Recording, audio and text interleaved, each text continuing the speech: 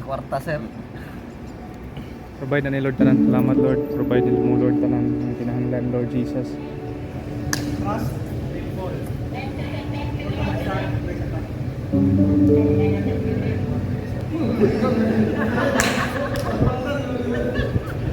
Nama sa?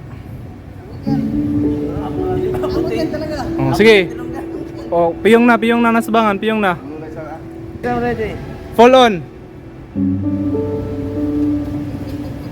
Okay. Usab siyang hilitok siya ano. Kay nagbenantil. Usab.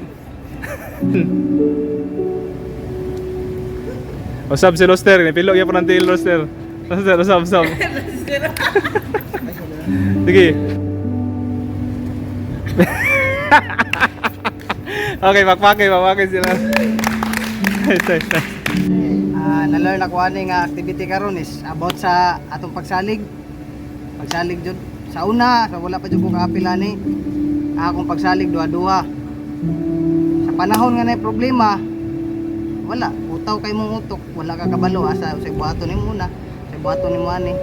Pero sa karon nga na-learn nimo pagsalig diha sa Ginoo, nay problema pero mura lag wala. Hanay rantanan ba? Apsay kayo. Gaan kayo yung paminaw kay kabalo ka nga na kay masaligan. Ug na gyud ang Ginoo gyud. Na ang Ginoo nagplano sa tanan.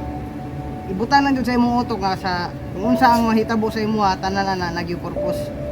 Nagyo purpose gituyo gyud sa Ginoo nagyo na purpose. Amen. Nice. Ako pag salin ako diri na sa unag duwa po ko maapil sa life group bitaw na buwan pa ko madlok pa ko ba na tipugi na ana bitaw lukilikay pa ko ana ba karon na ning apil ko kada adlaw nagnaginaan akong lawas na nakaan ko ba na anong Ginoo na apil jud ya ako duwa po ko ba kay di po ginaana kay kabalo biya ka na kabuang da ana ba karon ning kuan ako ning apil ko karon naginggaan akong lawas ikuan jud ako nasan Sabado mukuan jud ko mo-join jud ko tungod ana Dapat magtiwala ka ng buo. Kahit alam mo mahuhulog ka or natakot ka, nandyan palagi si Lord na sasuko sa'yo. Kahit anong problema, hindi ka bibigyan ng problema, mga pagsubok ng hindi mo kaya. Huwag mawawalan ng tiwala sa Panginoon. Huwag mo nang tiwala sa Panginoon. Nice. Activity nga gihimo nato kaniya. Girelate na ako sa akong kinabuhi no. Si God mao gina siya ang number 1 nga mosalo sa tuwa. Amen. Dili siya murag alanganin ka nga sigulay mo salo sa imuha pero si God ay nakaandam na pribinti sa imuha. Ug na siya pribinti diha sa imuha. Bisan sa ka lisod nimo mo na nga ug natay agian nga mga kalisod always nga ipabarog kita sa Ginoo ana. Mo na magpaligod sa tuwa. Bisan og kabalo na ka nga naay mo salo sa imuha. Pero nganong mahadlo ka or malanganin ka magpatumba. Sama sa tong ginabuhi ba nga bisag kabalo ka unsa kagamanan ng Ginoo pero nganong nagi mo tay kahadlok. Murag feeling nimo ikaw ra nga naginusara pero bisag kabalo na ka nga atong Ginoo gamhanan. Di ka mahadlok kay ang atong Ginoo labaw sa tanan. Amen. Gamhanan sa tanan, hari sa tanang hari. Ito lang. Praise the Lord. Nice. Kadaghan namang gito ma-call, kadaghan namang gito Okay na. Pero hindi ko lagi pong tanong, sige, salig lang gyapon ko isa sa mga taga-nagay ko ba, marag napakyas na gani ko sa mga ang gani. Saan naman ka, masipiyat, pero sige, salig lang gihapon. Padayon lang gihapon.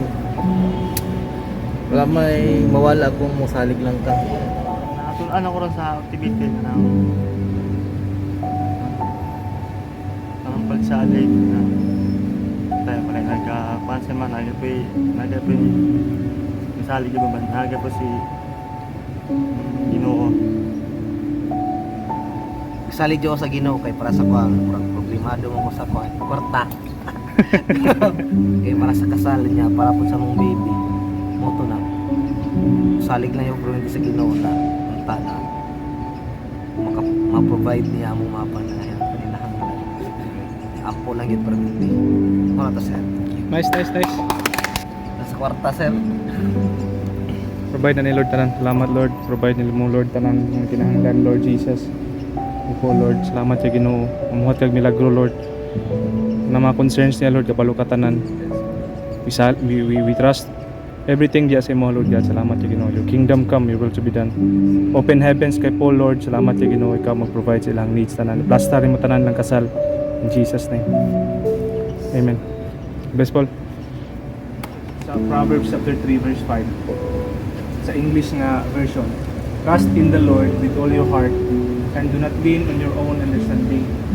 Ano siya? Kung musalig daw ka dapat sa Ginoo, dapat daw sa tibok ng kasing-kasing. Liukod sila sa mga Egyptians. Ginahabol sila. Hindi, na-corner sila. Kung si Moses, wala siya pagsalig diya sa Ginoo with all his heart. Kung nag-lean lang siya sa kagalingon niyang understanding, pag-problema dyan sila tanan. Yung naman, wala kami sila kagyanan. Lord, saan naman yung buhaton? Ano, dagat naman eh. Ingon biya ka nga, tabangan minimo. Ingon biya ka nga kanang luwason minimo. Sugo pa ko nimo, ron tabangan ni mga Israelites nga muhawa mi sa Egyptians. Ano niya karon, makabot ra mi diri niya, mamatay ra niya mo ni tanan diri, pamatay ra niya mga Egyptians. So, saan may buhaton ng Lord? Eh, simple, si Moses, kung si Moses agad siya sa kagalingon ng understanding, hindi ra siya dito. Wala na gud sila gyanan. Dagat na gud ni, sa mo lang mo imedis dagat Lord. Mamatay ra gyapon malumos mi diri. Di ba? Pero kay si Moses naman siya pag-trust in the Lord with all his heart. Naman siya pagsalig diya sa Ginoo. Bulukon siya na siya una-una. Walay imposible sa Ginoo. Ang pagsalig sa Ginoo dili siya dapat mag-base sa atong makita. Siguro ni sulod siya una-una. Lord, wala man imposible sa imuha. Kining dagat, pwede kaning ni kungaon para makaagi ni tanan. Kung human understanding man to, it is impossible. Ano man, based sa science, di man yun yung matungwa ang dagat. Diba? Pero kung nagaling ka sa pagsalig diya sa Ginoo, wala imposible sa iya. How much more ang amahan sa langit? Number 1 nga nagpangga, nagigugma sa tuwa. Isa sa mga gi-demonstrate niya is katong gisakripisyo niya yung buktong anak sa atong tanan. Kato palang daan, masabtan nimo nga kaabi ka dako ang pagigugma ni Lord sa tuwa. Gihatag ganyan niya yung buktong anak si Jesus. Gihatag as in gihatag jud aron mamatay para sa imuha. Unsa na lang kay nami kinahanglan lang nimo? Bugas, may kinahanglan nimo needs. Kasal, pagkaon, tanan. Gisakripisyo gina si Jesus. Unsa na lang kay gamay ra kay na kay Lord. Ang ato mga kinahanglan dis kalibutan. Kung sumusalig ta sa iya ha. May mga times man gud nga murag isuda isalig Lord. Di ba para ganina sa trustful ba? Labi na magtanaw nimo. Sure, ni. Layo man kay ka. Ba nya piyong mo jud ka. Sin. Nya kundi ko niya masalo. Pas ko ani ron. Di ba? Wala na ba? Nya Lord, kumasalig ko sa imo. Nya what if dili nimo ihatag during sa day sa kasal? What if dili nimo ihatag? Dagan mo kita mga what ifs ba? What if ani Lord? What if ani? Pag naay mga what if, maingon na lang si Lord sa ima, undangan ng what if nimo. Salig sa kuba. Gusto ni Lord nga ang imuhang tibuok jud. Meaning sa tibuok kasing-kasing, walay mga masagol ra nga ginagmay mga doubts. Isulat mo sa Book of James. Pag ang isa ka tao mango daw, nagapangayo sa Ginoo pero nagaduha-duha siya, sama ra daw siya sa balod sa dagat nga nagatus back and forth ana. Meaning dili siya stable.